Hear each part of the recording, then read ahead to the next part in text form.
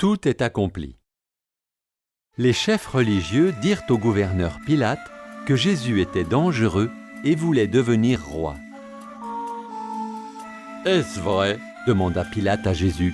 « Je suis roi, » lui répondit Jésus, « mais pas de ce monde. »« Jésus est innocent, » dit Pilate. « Il n'y a aucune raison de le condamner.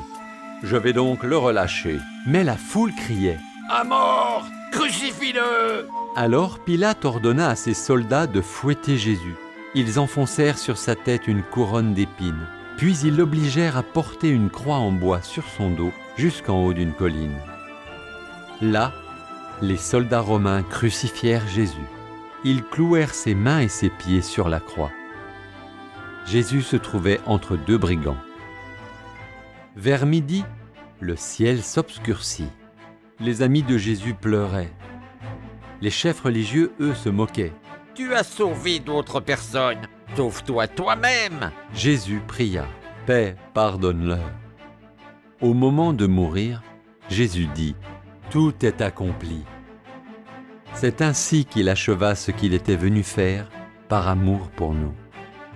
Joseph, l'un des disciples, mit le corps de Jésus dans un tombeau neuf.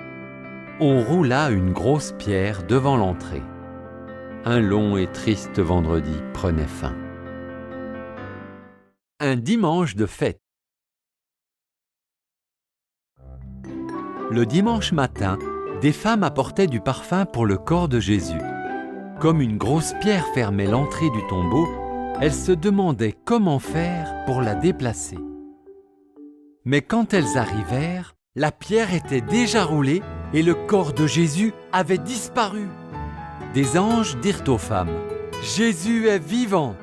Allez l'annoncer à ses disciples. » Les femmes annoncèrent la nouvelle aux disciples. Pierre et Jean coururent au tombeau pour vérifier. Il n'y avait plus que le linceul de Jésus. Ne sachant que penser, ils rentrèrent chez eux. Le soir, les disciples étaient réunis pour parler de ce qui s'était passé. C'est alors que Jésus leur apparut. Ils eurent très peur, car ils pensaient que c'était un fantôme. « N'ayez pas peur, » dit Jésus. « Regardez mes mains et mes pieds, c'est bien moi. Allez-y, touchez-moi. On ne peut pas toucher un fantôme. Et les fantômes ne mangent pas, mais moi, j'ai faim. » Jésus mangea du poisson, puis il leur parla. Les textes de la Bible sont clairs. Le Sauveur devait souffrir et mourir avant de ressusciter des morts. Puis Jésus confia à ses disciples la mission d'annoncer la bonne nouvelle dans le monde entier. Grâce au sacrifice de Jésus, Dieu peut pardonner les péchés de tous ceux qui se tournent vers lui.